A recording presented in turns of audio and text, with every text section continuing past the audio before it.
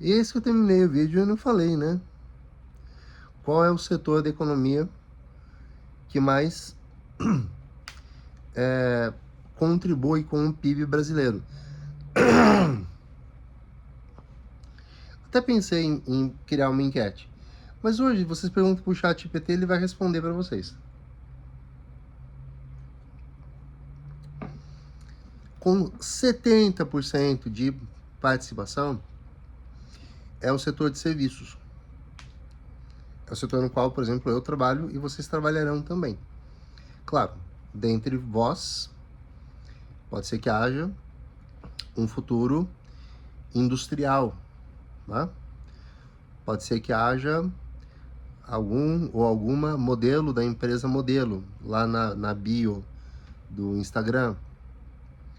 Pode ser que alguém seja de uma família que tem grandes investimentos em extração de minérios, né? Ou até filhos de fazendeiros que plantam soja ou criam gado. Mas todos vocês juntos representam os outros 30% em relação aos 70% que são serviços. Isso é um ótimo sinal. Ótimo sinal. Porque é o sinal de que um mínimo de pensamento crítico é necessário para bons prestadores de serviço. E se você tem em mente, professor, mas o sujeito que vem aqui instalar o chuveiro em casa tem pensamento crítico? Tem. Porque, por exemplo, ele pode ser acionado por diferentes pessoas que demandam o serviço dele, e ele faz uma avaliação do que é mais vantajoso para ele. Tá? Ele tem um pensamento crítico porque esse prestador pode ser, por exemplo, um engenheiro elétrico que se depara com um mercado num momento de crise e avalia. Não é um bom momento para procurar um emprego que demanda minha qualificação.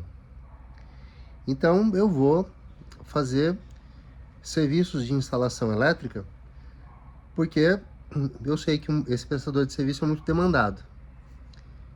Então, ele usou o pensamento crítico.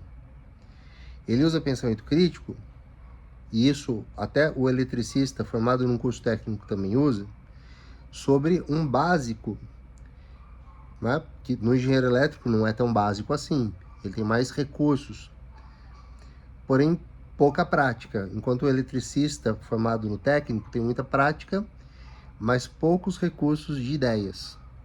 Tá?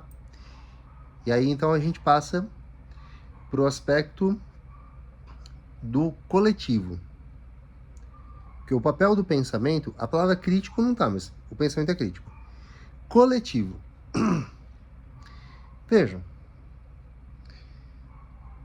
eu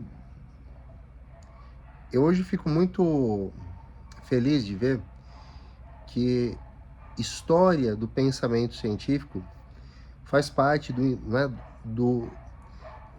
da BNCC, tá? Da Base Nacional Curricular Comum. Porque eu, como já disse antes, eu fui um privilegiado.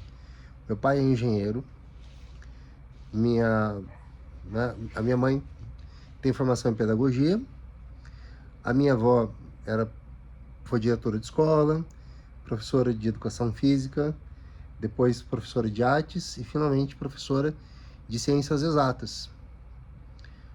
Então, a parte de pensamento crítico foi realmente, eu hoje posso dizer que foi um privilégio raro que eu tive. Isaac Newton, pensando em história do pensamento científico, tá? Isaac Newton, praticamente isolado, desenvolveu, né, suas teorias, inclusive criando uma segunda onda do pensamento matemático, com o cálculo numérico, para poder justificar e explicar as suas,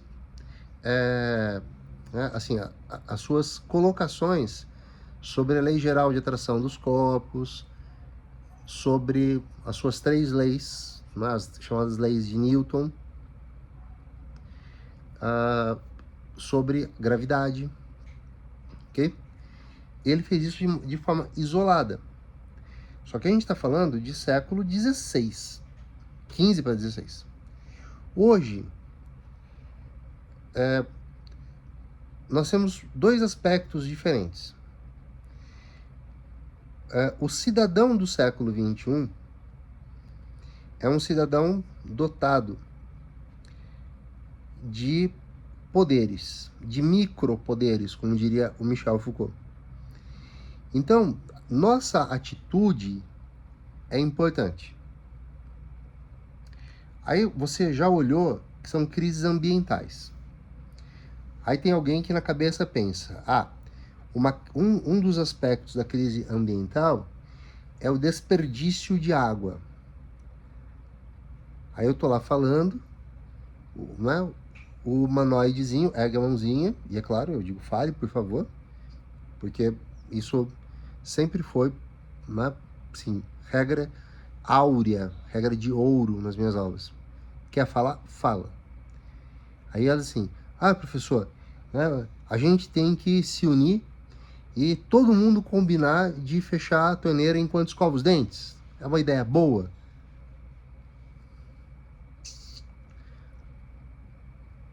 Como responder? Eu posso dizer não é uma ideia boa. Também não é uma ideia absurda. Vai ajudar. Mas é mais ou menos assim. É como tentar pôr um band-aid, tá, na ferida que ficou da mordida de um tubarão.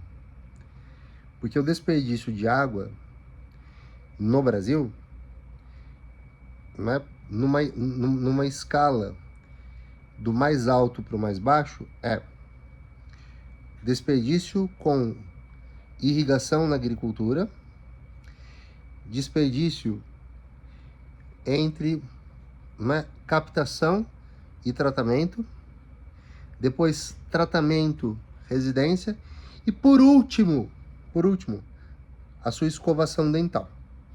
Mas é claro, fecha a torneira. Mas isso não bastará. Tá?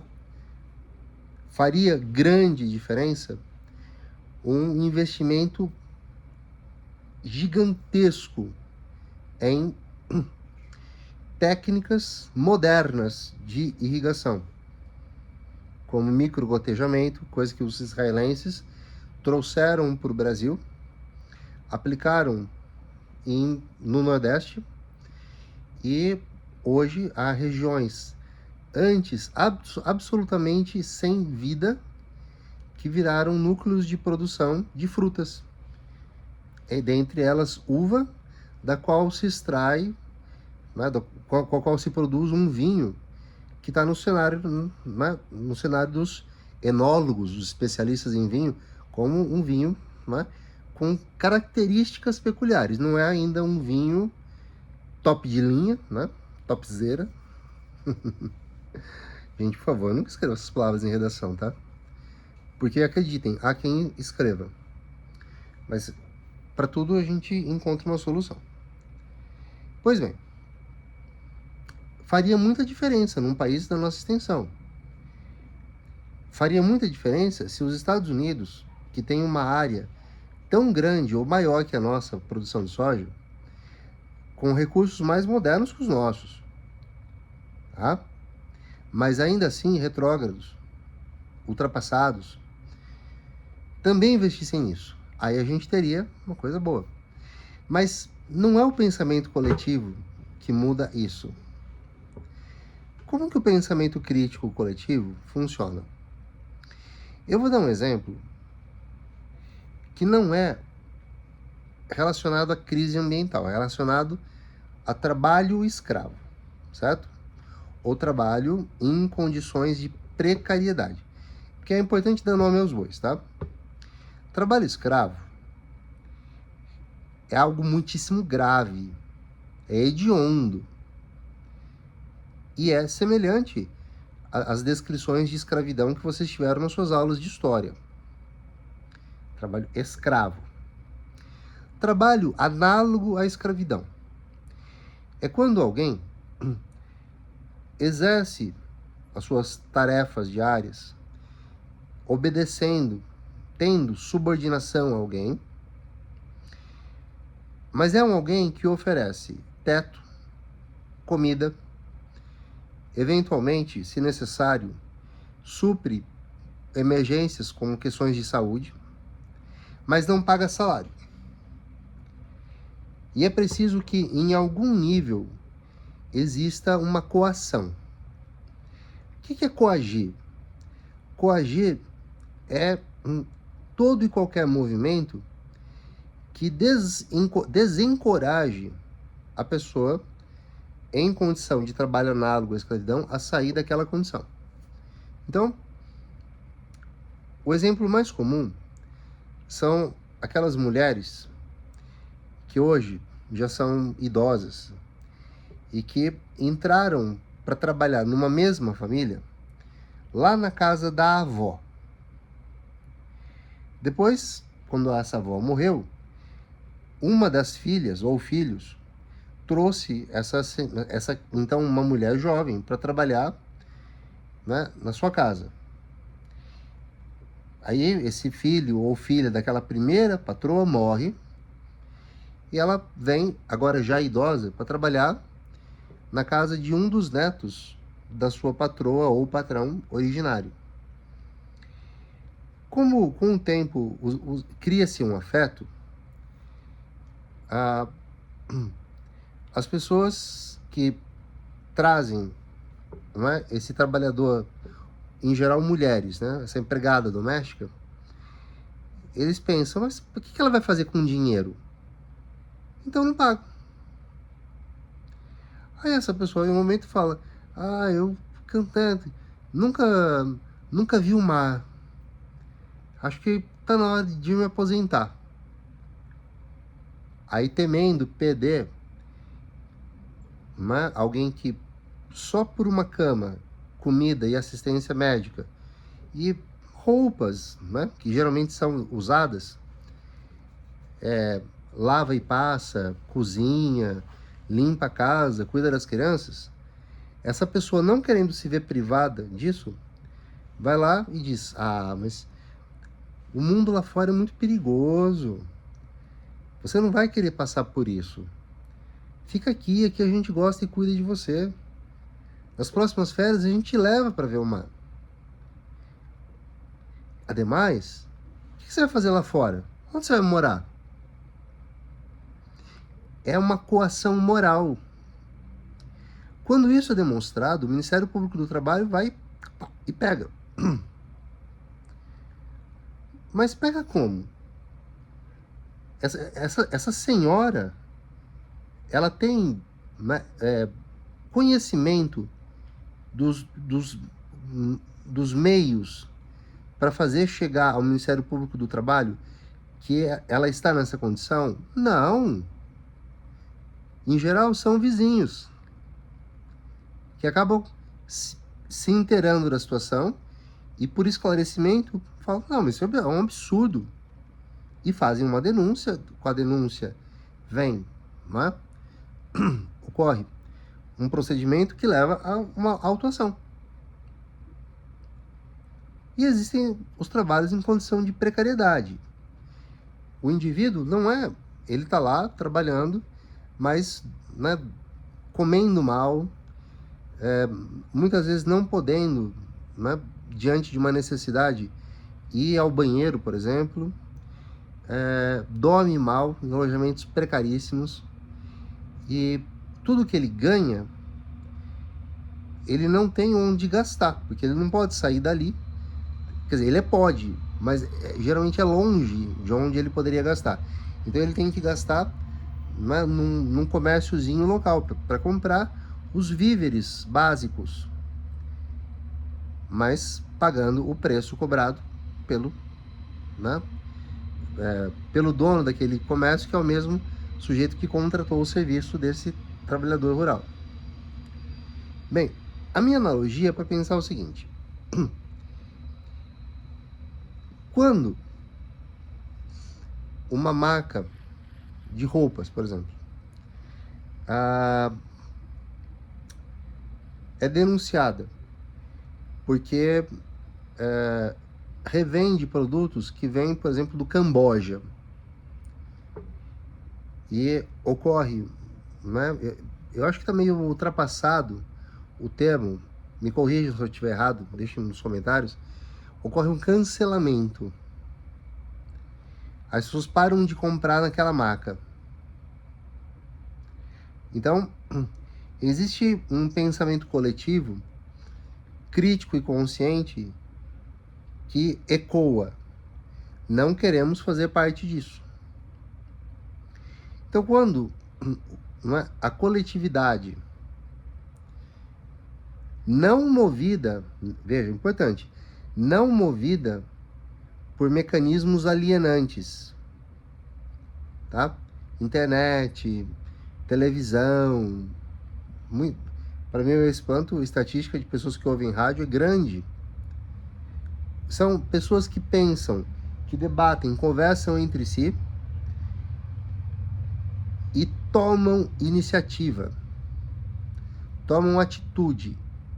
Não compactuo mais com isso, ponto.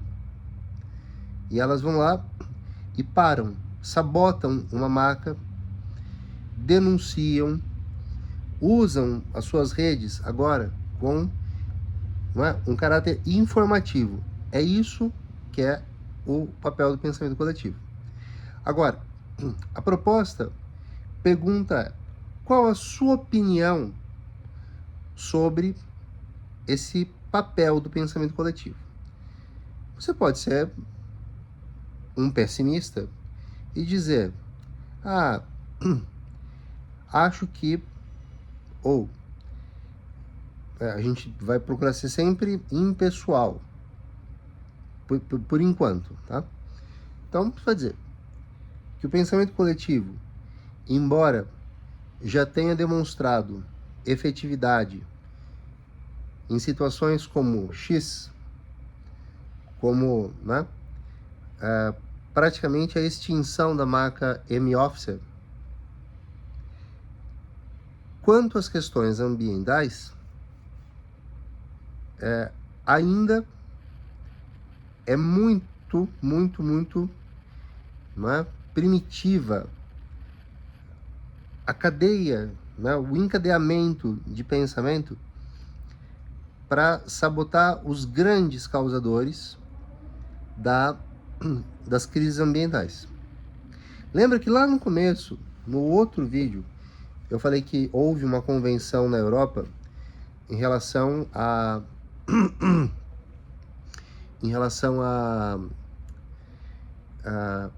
aos investimentos necessários para se iniciar um processo de mudança que vai levar talvez décadas para nos devolver a um patamar,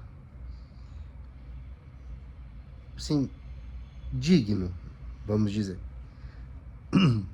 mas ainda distante, né, do Éden que nós recebemos, historicamente falando, né, antes de iniciarmos o processo de degradação do meio ambiente. Ora, se você for capaz de fundamentar essa opinião, ótimo. Tá? Perguntas que nós temos que nos fazer. Pela lógica, as pessoas estariam prontas a ou boicotar ou abrir mão de certas ofertas de conforto, como, por exemplo, o plástico foi um grande substituto da madeira. A madeira era renovável, o plástico não. O plástico todo o plástico já produzido em quase 100 anos da sua existência continua no mundo. Então, se tudo que é feito de plástico voltasse a ser feito de madeira ou metal, teria um preço muito mais alto, bem menos acessível, principalmente as camadas das médias para baixo. As pessoas estariam dispostas a isso? As pessoas das classes mais altas estariam dispostas a pagar mais caro? Veja, não há como desenvolver essa redação sem um raciocínio. Tá? Mas pense o seguinte, todo raciocínio é um encadeamento de ideias. E todo raciocínio contém em si uma microbalança ou um microsistema de pesos e contrapesos. Ora, hoje, os plásticos permitem que, né, eu que pertenço a um nicho de classe média, né, eu, no meu caso, talvez tangenciando alta, mas não por mim mesmo, né, pela família na qual eu estou inserido. Eu tenho acesso a recursos que eu não teria se não houvesse o plástico, que é muito barato em comparação à madeira.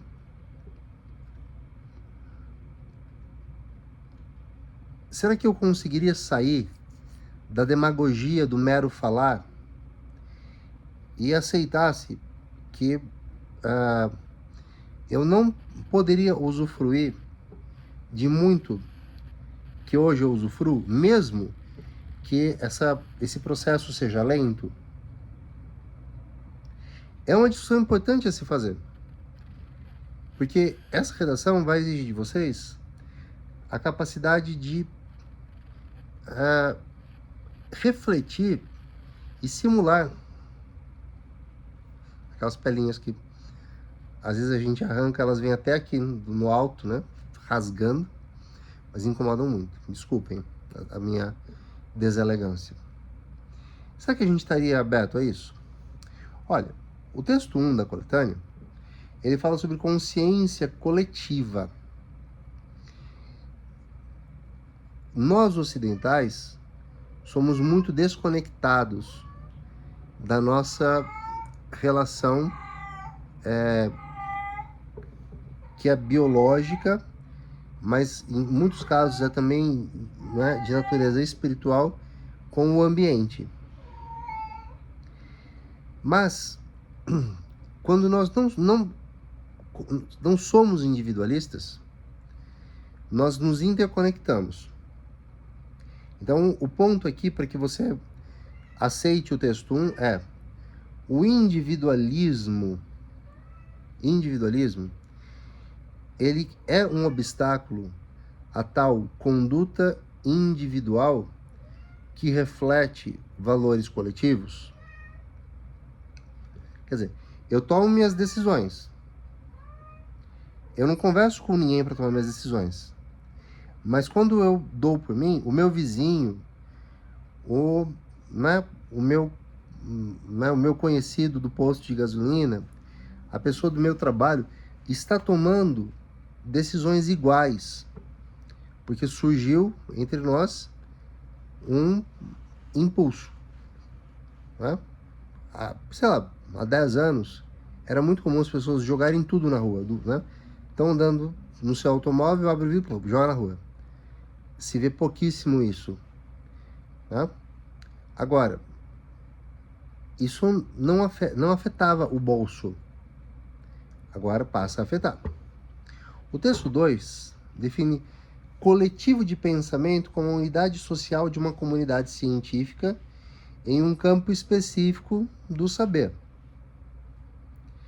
Isso significaria dizer o seguinte: existe um consenso na comunidade científica em relação a causas e consequências das crises ambientais?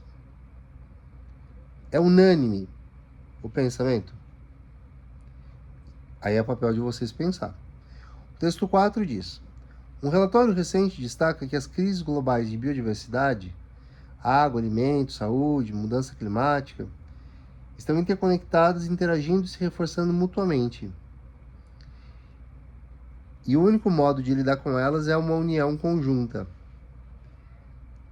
Vejam, nós estamos em 2025 vivendo uma guerra comercial em que a suposta maior potência econômica do mundo é liderada por alguém que promove o regresso. É curioso, mas perguntem ao seu professor de história se houve ou não um partido político chamado Partido Regressista. O que pregava o Partido Regressista? Regresso. Ora, mas quem quer regresso? Vejam, progresso é ter posto de saúde custeado com impostos da classe mais rica, destinado a atender pessoas pobres. Isso é progresso. O regressista não concorda com isso. Quando Donald Trump, no seu primeiro mandato, bombardeou o sistema de saúde, que não era grande coisa, mas era um sistema de saúde para pessoas pobres, que o presidente Barack Obama criou nos Estados Unidos, ele estava agindo de forma regressista. Recentemente, né, ele deu uma ordem executiva de remover totens de recarga de carros elétricos, para estimular as pessoas a deixarem de comprar carros elétricos e estimularem a compra de carros movidos a combustíveis fósseis. E inclusive anunciou que tem como meta explorar o petróleo em território americano, não aquele que a gente vê em filmes, daquelas coisas que ficam, que parece um martelo que fica, né, rodando, né, que explora o xisto betuminoso. Aula de redação também é aula de geografia, tá? Não pensem lá que a coisa é fraca, não. Há petróleo em reservas grandes. Aí fica a pergunta para a qual eu não tenho resposta. Eu tô morando aqui no andar que está acima, né? O andar de cima é o andar da pergunta, o andar de baixo é o da resposta. O que o Elon Musk está fazendo no governo norte-americano? Né? Sendo que ele é, né, não propriamente pioneiro, mas ele lidera no mercado de carros elétricos. Né? Como diz um meme que eu vi recentemente, o que está acontecendo? O que está acontecendo para, né, essa aberração se dar? Eu não sei. Tá? E deixo esse eu não sei para a gente aproveitar futuramente. Vejam, nós temos como repertório o Durkheim, que já apareceu, com a ideia de organicidade, a sociedade como um organismo vivo. O painel intergovernamental sobre mudanças climáticas, que desde 88 tem um papel importante. E naquela reunião que eu mencionei, os cientistas alegaram que seriam, né, eu estou reforçando, porque eu já falei, 1 trilhão e 300 bilhões de dólares. A fortuna do Elon Musk, segundo a Forbes, beira $500 bilhão de dólares. Né? Lógico, não estou propondo, né, confiscar todo o patrimônio do Elon Musk, não é isso, não. O fato é que existem, né, os Elon Musks pelo mundo. E nós temos condição de, fazendo uma espécie de justiça distributiva, ou até mesmo retributiva, de retribuição ao mundo, né, apelar para os super ricos no custeio disso, porque é interesse de todos que haja uma regulação, né, da crise climática. O filme Uma Verdade Inconveniente, o ex-presidente do Bill Clinton, não, já era do Obama ou foi do Bill Clinton, agora realmente não me lembro, sobre a crise climática global. Foi naquele momento, isso há 19 anos, gente, que se escancarou o caótico desse problema na nossa sociedade. Temos notícias atuais e a noção de desenvolvimento sustentável, se você quiser pensar esse tema como um tema Enem. Tudo bem? Então, concluímos a aula 7. Mas valeu a pena. Acho que pudemos ter discussões importantes e pude transmitir a vocês provocações, né? Eu acho muito mais eficaz provocar reflexão do que oferecer já algo prontinho. Falou, ó, fofinho, fofinha, coloca desse jeitinho aqui, ó, o tio vai ditar para você colocar na sua redação. Não aceitem isso não, tá? Eu acho que a única coisa que já vem pronta e é boa é todinho. O resto, não. Então, fiquem bem. Bons estudos. Continuem compartilhando.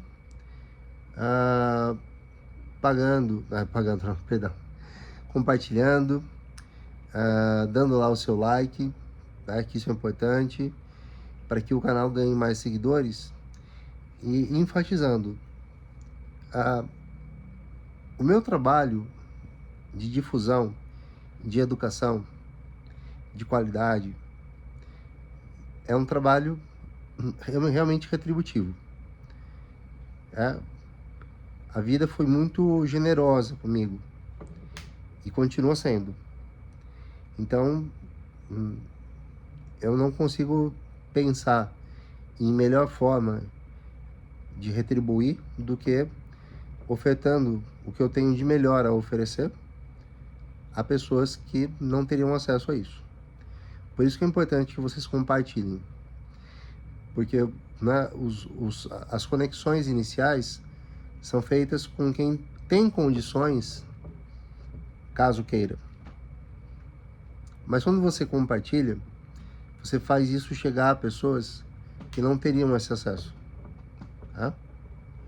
Então, né, se não lhe causar inconveniente, compartilhe. Bons estudos, pessoal.